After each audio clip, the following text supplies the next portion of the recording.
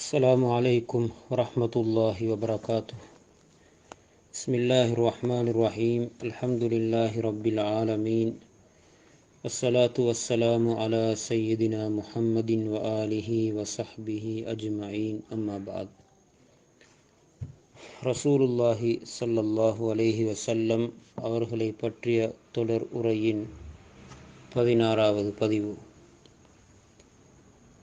ரசூலுல்லாஹி ஸல்லல்லாஹு அலைஹி வஸல்லம் அவர்களுடைய நுபுவத்துக்கு முன்னால் உள்ள வாழ்க்கையிலும் பல ஆச்சரியமான நிகழ்வுகள் நடைபெற்றிருக்கிறது. அவர்களுடைய சிறு பிராயமும் மிகவும் பரிசுத்தமாகவும் வெளிச்சமாகவும் முன்மாதிரியாகவும் இருந்தது. அவர்களுடைய வாலிப பருவமும் மிகவும் சிறப்பாக இருந்தது. அவர்கள் ஹஜரத் ஹதீஜா ரலியல்லாஹு அன்ஹா அவர்களை திருமணம் முடித்ததன் பின்னால் நுபுவத்து வழங்கப்படும் வரையிலே வாழ்ந்த அந்த வாழ்க்கையும் மிகவும் சிறப்பாகத்தான் இருந்தது. இதற்கு முன்னாலும் பல தடவைகள் சொல்லப்பட்டதைப் போல நுபுவத்துக்கு முன்னாலுள்ள தன்னுடைய சிறுபிராய வாலிப வாழ்க்கையின் ஒவ்வொரு கட்டங்களும் இவர்கள் சையீதுல் அம்பியா இவல் முர்சலீன் என்பதை எடுத்து காட்டக்கூடியதாகவே இருந்தது. அல்லாஹ் நுபுவத்துக்கு முன்னால் இருந்தே அவர்களிடம் பல சிறப்பு அம்சங்களை வைத்திருந்தான். பாவங்கள், பிழைகள், பாத்தில்கள் போன்றவற்றின் மீது அல்லாஹ் இயற்கையிலே அன்னாரின் மீது ஒரு வகையான வெறுப்பையும் கசப்பையும் ஏற்படுத்தி இருந்தார். அருவருக்கத்தக்க பேச்சு, ஒழுக்கமில்லாத செயல்கள் போன்றவற்றின் மீது அன்னாருக்கு இயற்கையிலே ஒரு வகையான வெறுப்பு, கசப்பு ஏற்படுத்தப்பட்டிருந்தது. நுபுவத்துக்கு முன்னால் உள்ள அந்த காலங்களில் நடைபெற்ற முக்கியமான நிகழ்வுகளில் ஒன்றுதான் குறைஷிகளின் மூலம் கஅபா திரும்பவும் முழுமையாக உடைத்து கட்டப்பட்ட நிகழ்வு. அந்த சந்தர்ப்பத்தில் நபி ஸல்லல்லாஹு அலைஹி வஸல்லம் அவர்கள் ஒரு ஹாக்கிமாக இருந்து அந்த இடத்தில் ஒரு நடுவராக இருந்து மிகவும் அழகான முறையிலே எந்த பிரச்சனைகளும் வராமல் சிறப்பாக வழி நடத்தினார்கள். பொதுவாக உலகம் படைக்கப்பட்ட நாளிலிருந்தே இன்று வரையும் கஅபா வரலாறு ஆசிரியர்களுடைய கருத்தின்படி 5 தடவைகள் புனர் நிர்மாணம் செய்யப்பட்டிருக்கிறது. முதலாவது தடவை ஹஜரத் ஆதம் அலைஹிஸ்ஸலாம் அவர்கள் அதனை புனர் நிர்மாணம் செய்தார்கள், கட்டினார்கள். பைஹகி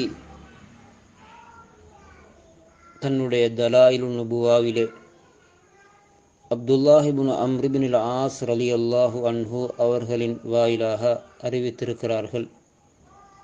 நபி ஸல்லல்லாஹு அலைஹி வஸல்லம் சொன்னார்கள், அல்லாஹு தஆலா ஹஸரத் ஜிப்ராயில் அலைஹிஸ்ஸலாம் அவர்களிடம் ஹஸரத் ஆதம் அலைஹிஸ்ஸலாம் அவர்களுக்கு சொல்லுமாறு ஏவி அவர்களை அனுப்பி வைத்தான். அதாவது பைத்துல்லாவை கட்டுமாறு. ஹஸரத் ஆதம் அலைஹிஸ்ஸலாம் அந்த பைத்துல்லாவை கட்டி முடித்ததன் பின்னால்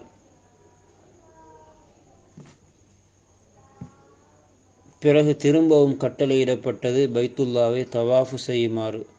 மேலும் அன்னாரிடம் சொல்லப்பட்டது, நீங்கள் முதல் மனிதர், இது இந்த பூமிக்கு மேலுள்ள அல்லாஹ்வுடைய முதல் வீடு, மக்களுடைய வணக்க வழிபாட்டுக்காக வேண்டி கட்டப்பட்டிருக்கிறது. பிறகு ஹஜரத் நூஹ் அலைஹிஸ்ஸலாம் அவர்களுடைய காலத்திலே ஏற்பட்ட அந்த வெள்ள பிரளயத்திலே அந்த பைத்துல்லாவுடைய அடையாளமே இல்லாமலாகும் அளவுக்கு அது அப்படியே வெள்ளத்திலே இடிந்து விழுந்து அதனுடைய அடையாளமே இல்லாமலாகிவிட்டது. பிறகு ஹதரத் இப்ராஹிம் அலைஹிஸ்ஸலாம் அவர்களுக்கு பைத்துல்லாவை 2வது தடவை கட்டுமாறு ஏவப்பட்டது. அதனுடைய அஸ்திவாரத்தினுடைய அடையாளம் கூட இருக்கவில்லை. ஜிப்ராயில் அலைஹிஸ்ஸலாம் அவர்கள் வந்து அதனுடைய அந்த அஸ்திவாரத்தினுடைய அடையாளங்களை காட்டி கொடுத்தார்கள். ஹதரத் ஹலீலுல்லா இப்ராஹிம் அலைஹிஸ்ஸலாம் அவர்கள் தன்னுடைய மகன் ஜபீஹுல்லா ஹதரத் இஸ்மாயில் அலைஹிஸ்ஸலாம் அவர்களுடைய உதவியோடு அந்த கஅபாவை திரும்பவும் அதனுடைய அஸ்திவாரத்திலிருந்தே கட்டி எழுப்பினார்கள். அதனுடைய விரிவான வரலாறுகள் குர்ஆனிலே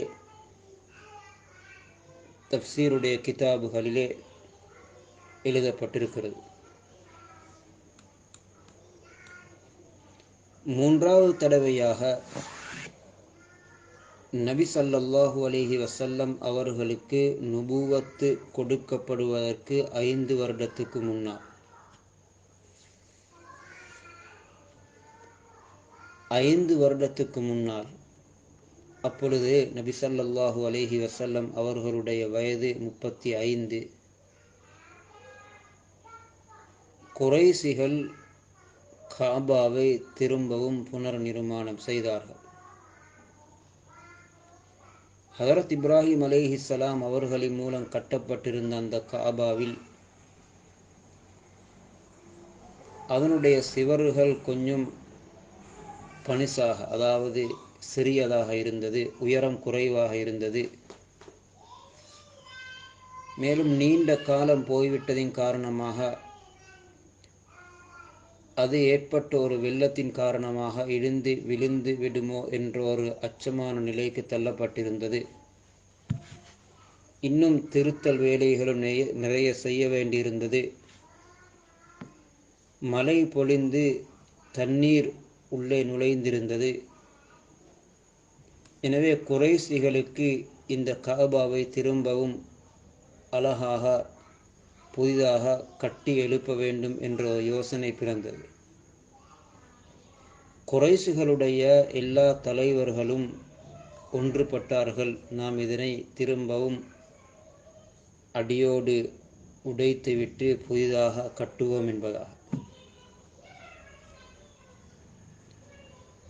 அப்பொழுது அபு வஹப் இப்னு அம்ர் மஹ்சூமி நபி ஸல்லல்லாஹு அலைஹி வஸல்லம் அவர்களுடைய தந்தையாருடைய மாமாமார்களில் ஒருவர், மிக முக்கியமானவர், எழுந்து குறைஷிகளை பார்த்து சொன்னார், நன்றாக கவனித்து கொள்ளுங்கள். பைத்துல்லாவை கட்டும் விடயத்தில் செலவழிக்கப்படக்கூடிய ஒவ்வொரு ரூபாவும் அது ஹலாலானதாக இருக்க வேண்டும். அது ஜாஹிலியா காலம், பாவங்களும் நடைபெற்று கொண்டிருந்த காலம். சொன்னார்கள், ஜினா, திருடு, வட்டி போன்றதோட சம்பந்தப்பட்ட எதுவும் இந்த பைத்துல்லாவை கட்டும் விடயத்தில் கலந்துவிடக்கூடாது. 100க்கு 100 பரிசுத்தமான ஹலாலான பணத்தின் மூலம் இந்த பைத்துல்லா கட்டப்பட வேண்டும். அல்லாஹு தஆலா பரிசுத்தமானவன். அவன் பரிசுத்தத்தையே விரும்புகிறான். அவனுடைய வீடு பரிசுத்தமானது. பரிசுத்தமான பணத்திலிருந்தே அது கட்டப்பட வேண்டும் என்ற கருத்தை எழுந்து முன்வைத்தார். அதற்கு பின்னால் அந்த காபத்துல்லாவை கட்டும் விடயத்திலே அதனுடைய ஒவ்வொரு பகுதியும் குறைஷிகளில் உள்ள ஒவ்வொரு கோத்திரத்தாருக்கும் பிரித்து கொடுக்கப்பட்டது. கதவுடைய பகுதி அப்து மனாஃப் பனு ஜுஹுரா கோத்திரத்தாருக்கும், ஹஜருல் அஸ்வத் ருக்குன் யமானி இருக்கக்கூடிய அந்த பகுதி பனு மஹ்சூம் இன்னும் சில கோத்திரத்தாருக்கும், பைத்துல்லாவினுடைய மேல் பகுதி பனு சஹும் மேலும் ஒரு சில கோத்திரத்தாருக்கும், அதனுடைய ஹதீமுடைய பகுதி பனு அப்தித்தார் இப்னு குசை இப்னு அசத் இப்னு அதி போன்ற கோத்திரத்தாருக்கும், இப்படியாக முழு பைத்துல்லாவினுடைய ஒவ்வொரு பகுதிகளும் ஒவ்வொரு கபீலாக்களுக்கு பிரித்து கொடுக்கப்பட்டது. இப்படி பிரித்து கொடுக்கப்பட்டு வேலை இன்னும் ஆரம்பிக்கவில்லை. ஒவ்வொருவரும் அந்த காபாவை கட்டுவதற்கு அவர்கள் தேவையான பொருட்களை எடுத்துக்கொண்டு வர வேண்டும். இப்படி இருக்கும் பொழுது குறைசிகளுக்கு ஒரு செய்தி கிடைத்தது. ஒரு வியாபார பொருள்களை ஏற்றி வரக்கூடிய பெரிய ஒரு கப்பல் ஜித்தாவினுடைய ஒரு பகுதியிலே அது மோதி உடைந்து விட்டது. வலீத் இப்னு முகீரா இதை கேள்விப்பட்ட உடனே அந்த இடத்துக்கு போய் அதனுடைய அந்த பலகைகளை கஅபாவினுடைய கூரைக்காக வேண்டி எடுத்து கொண்டு வந்தார். அந்த கப்பலிலே ரோம் நாட்டைச் சேர்ந்த ஒரு நல்ல ஒரு புனர்நிர்மாண வேலை செய்யக்கூடிய ஒருவரும் இருந்தார். அவருடைய பெயர் பாக்கூம் என்று எழுதப்பட்டிருக்கிறது. அவரையும் அழைத்து கொண்டு வந்தார்.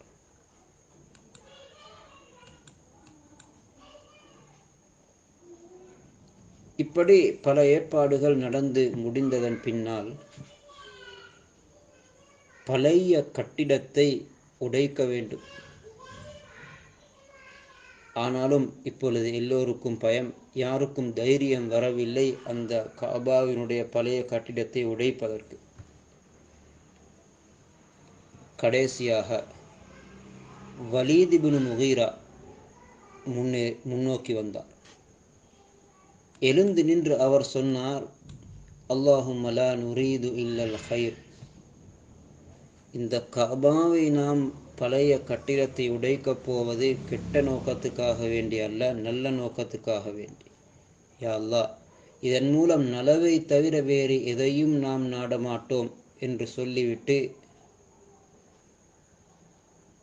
அவர்கள் ஹஜருல் அஸ்வதுக்குர் யமானி இருக்கக்கூடிய அந்த பகுதியிலிருந்து அதனை உடைப்பதற்கு ஆரம்பித்தார்.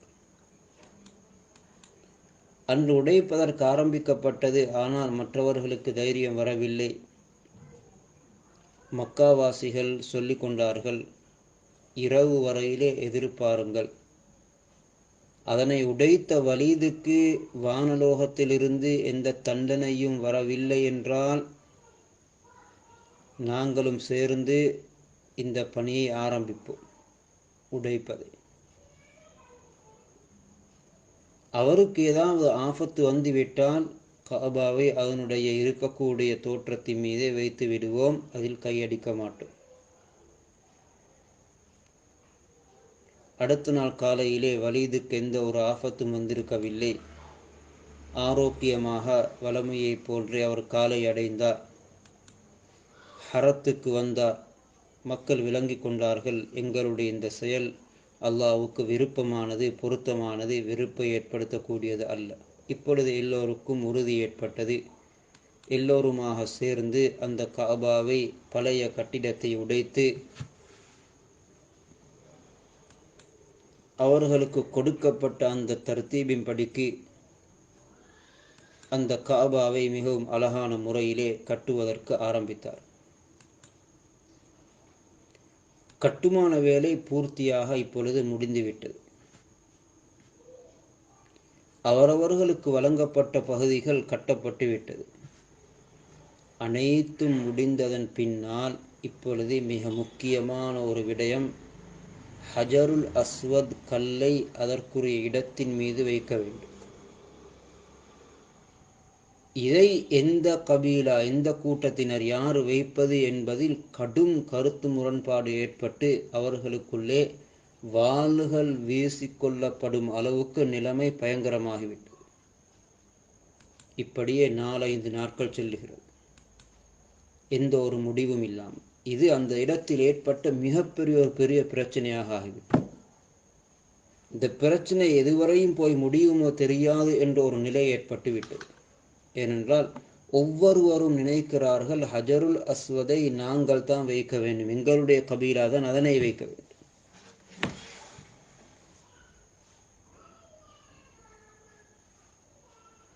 அப்படி பிரச்சனை பட்டு கொண்டு நாட்கள் கடந்து கொண்டிருக்கிறது. அப்பொழுது அபு உமையா இப்னு முகீரா மக்சூமி குறைசிகளில் அன்று இருந்த ஒரு வயது கூடிய மனிதர், ஒரு கண்ணியமானவர், அவர் ஒரு அபிப்பிராயம் முன்வைத்தார். நாளை காலையில் யார் முதலாவதாக மஸ்ஜிதுல் ஹராமுடைய வாயலினால் நுழைவாரோ அவரை நாம் ஒரு நடுவராக முடிவு செய்வோம். அவர் என்ன முடிவு செய்வாரோ அதன்படி நாம் எல்லோரும் செயல்படுவோம். இல்லாவிட்டால் இந்த பிரச்சனை முடியாது. நாளை சுபஹுடைய நேரத்தில் முதலாவது மஸ்ஜிதுல் ஹராமுடைய வாயலால் யார் நுழைகிறாரோ அவரையே நாம் இந்த பிரச்சனைக்கு தீர்வு செய்வதற்குரிய ஒரு நடுவராக முடிவு செய்வோம், ஒரு ஜட்ஜாக முடிவு செய்வோம். எல்லோரும் அந்த அபிப்பிராயத்தை விரும்பினார்கள். அடுத்த நாள் காலையிலே எல்லோரும் ஹரத்தை வந்தார்கள். ஹரத்துக்கு வரும் பொழுது பார்க்கிறார்கள், அங்கே முதலாக வந்தவர்கள் எங்களுடைய ஹபீப் முஹம்மது ரசூலுல்லாஹி ஸல்லல்லாஹு அலைஹி வஸல்லம். ஒவ்வொரு சந்தர்ப்பத்திலும் நுபுவத்துக்கு முன்னாலும் சையீதுல் அம்பியா வல் முர்சலீன் என்பதை அல்லாஹ் சைக்கினையாக எடுத்து காட்டிக் கொண்டே இருந்தார். இவ்வாறு முடிவு செய்யப்பட்டது ரசூலுல்லாஹுக்கு தெரியுமோ தெரியாது, ஆனாலும் அந்த இடத்தில் முதலாவதாக நபி ஸல்லல்லாஹு அலைஹி வஸல்லம் தான் இருக்கிறார். அவர்களை கண்டவுடனே எல்லோரும் ஒரே அடியாக எதிர்பாராத விதமாக எல்லோருடைய நாவுகளிலிருந்தும் இந்த வார்த்தை வெளிப்பட்டது, ஹாதா முஹம்மது அல் அமீன் ரலீனா, ஹாதா முஹம்மது அல் அமீன், இதோ நம்பிக்கையான அமானிதம் பேணக்கூடிய முஹம்மது இருக்கிறார், அவரை நாம் பொருந்தி கொண்டோம், ஏற்றுக்கொண்டோம் என்று அவர்களை அறியாமலே எல்லோருடைய நாவிலிருந்தும் இந்த சத்தம் வந்தது. இப்பொழுது இந்த பிரச்சனைக்கு தீர்வு செய்ய வேண்டும். அந்த நேரத்தில் ரசூலுல்லாஹி ஸல்லல்லாஹு அலைஹி வஸல்லம் அதுவரை நுபுவத்து கொடுக்கப்பட்டிருக்கவில்லை. 35 வயது வாலிபர்களாக இருக்கிறார்கள். அந்த குறைசிகள் எல்லோரும் பல நாட்கள் சண்டை பிடித்துக் கொண்டிருக்கிறார்கள். எப்படி எல்லோரையும் ஒன்றுபடுத்தி ஒரு அழகான ஒரு நடுநிலையான முடிவு செய்தார். ஹஜருல் அஸ்வதை நாங்கள் தான் வைக்க வேண்டும் என்ற போட்டி, அதனுடைய பின்னணியில் தான் பெரும் பெரும் பிரச்சனைகள், கொலைகளும் நடந்துவிடுமோ என்று பயப்படும் அளவுக்கு பிரச்சனை முத்தி இருக்கிறது. நபி ஸல்லல்லாஹு அலைஹி வஸல்லம் சொன்னார்கள், ஒரு போர்வையை எடுத்துக்கொண்டு வாருங்கள். அதற்கு பின்னால் சொன்னார்கள், ஹஜருல் அஸ்வத் கல்லை இந்த போர்வையின் மீது வையுங்கள்.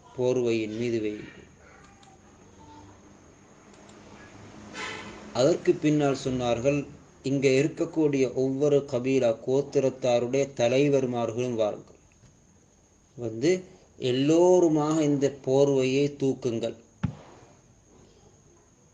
ஹஜருல் அஸ்வதை சுமந்த சிறப்பு எல்லா கபீலாக்களுக்கும் கிடைக்கட்டும். எல்லோரும் அந்த முடிவை மன விருப்பத்தோடு ஏற்றுக்கொண்டார். எல்லா தலைவர்மார்களும் சேர்ந்து அந்த போர்வையை தூக்கினார்.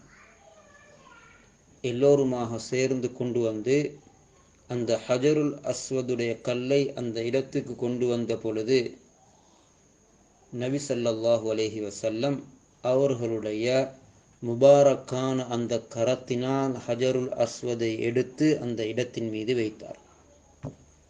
ஹஜருல் அஸ்வத் ரசூலுல்லாஹி ஸல்லல்லாஹு அலைஹி வஸல்லம் அவர்களுடைய முபாரக்கான கையினால் தான் அந்த இடத்தின் மீது வைக்கப்பட்டிருக்கிறது.